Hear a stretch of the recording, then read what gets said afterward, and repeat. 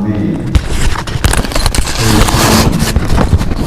सूचनाओं का भी मूल हो जाता है, जो एक प्रकार से हम लोगों के हाथ में में और कानून के विजय में जैसा होता है वैसा होता चला जाता है। उन लोगों को जो पूर्वजों हैं उन लोगों की हमेशा हमेशा आस्था और अपने कर्तव्य दो अमोघ शर्त थे, उसके बल पर आगे बढ़ते चले जाते। चित्रमंडल विधान तो बहुत लोग करते हैं, किंतु महीना और कितना विश्वास होगा, कितनी व्यक्तियों की खोज को दूर करने में कारण हुआ, और कोई भी अभिमान नहीं श्रद्धान के साथ गुरु जी के आशीर्वाद मिला, बंदूक लगाते छिड़काते गए और इधर निदान पूर्ण हुआ और रोग से मुक्त। वैसे की बात नहीं, राजा महाराजा से इससे कोई मतलब नहीं, किंतु ये होगा जो बड़े बड़े पैसे खर्च करने के उपरांत भी नहीं होते, भाव के द्वारा अनायास सहज रूप से हो जाए। इसलिए अच्छे कार्यों के लिए आस्था को मजबूत बनाना चाहिए और कर्मों के उदय तो होते हैं, तो उसमें और आस्था को बढ़ा करके अपने कर्तव्य के प्रति प्रमाण छोड़ करके निष्ठा के साथ जैसे वो लोग रखते थे वैसे ही हम लोगों को भी करना चाहिए। सुनते आए हैं कि आज वर्तमान में कुछ विशेष रूप से 80, 85, 90 वर्ष के हैं, अभी काम कर रहे हैं, वो करते हैं। पहले की शादी में और आज की वृद्धि में जमीन आसमान का अंतर है।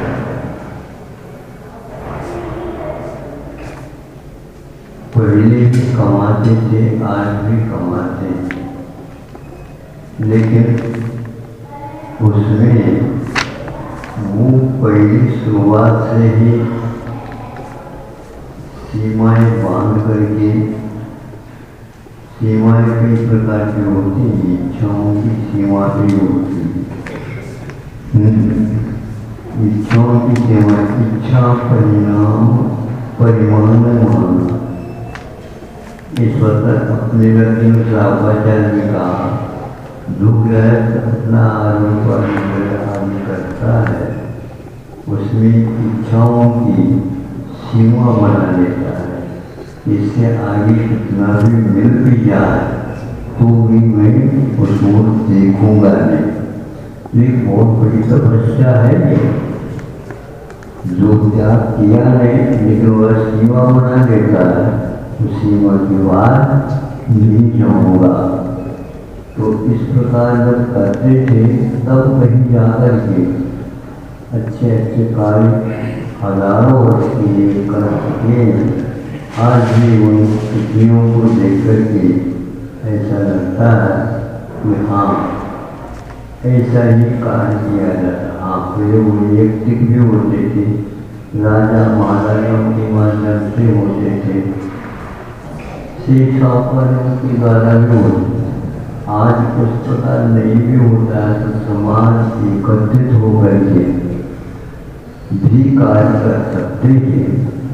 और आज वर्तमान में समाज में कई स्थानों में इस प्रकार के कार्य हो रहे हैं। उसको देख करके ऐसा लगता है कि बहुत बड़ा भीतरी शक्ति इसमें काम कर रही है। तो सामूहिक कार्य होता है तो सामूहिक पाप और पुण्य का ही उसमें योगदान रहता है। इसलिए हमेशा हमेशा ऐसे कार्य आप करते जाए। उपशमन हेतु शांति विधान है और भी विधान है, तो पाठ है और दानादिक है, ये सारी करते थे तो महाकार्य होता था।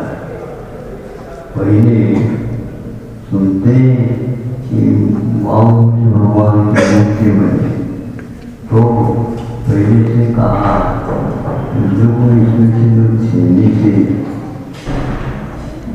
राम मुझे निकलेगा उतने ही फूल से हम स्वर्ण लेंगे शिल्पी को।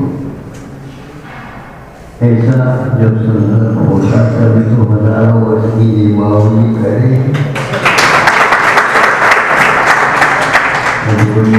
ये तालियां सुन रही है, अजत भी आ रही है। ये लोग जो है ना भीतर तो बैठे ये क्या कर रहे हैं। हाँ, तो ये मैं कह रहा था ऐसा हुआ पहले आशा बिल्कुल पहले से ही उसको बांध करके रखते थे। इसी के कारण तो अच्छे अच्छे कार्य नहीं हो पाते। तो आज सामाजिक कार्य है, सामाजिक एकता उनका अपनी शक्ति के अनुसार हर एक के पास एक ही कुवत होती है ऐसी तो है ही नहीं, लेकिन आस्था की कुवत तो सबके पास एक हो सकती है।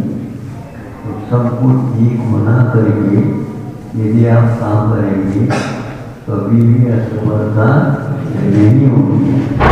परीक्षा अवश्य होगी, परीक्षा अवश्य होती है। इसलिए मुट्ठी बंधी हुई मुट्ठी लाभ की और खुली मुट्ठी लाभ की। अब आप लोगों के हाथ में है वह बंधी रहे तो अच्छे कार्य हो जाएंगे। बंधे के बाद क्षमता नहीं, मुट्ठी के बाद क्षमता।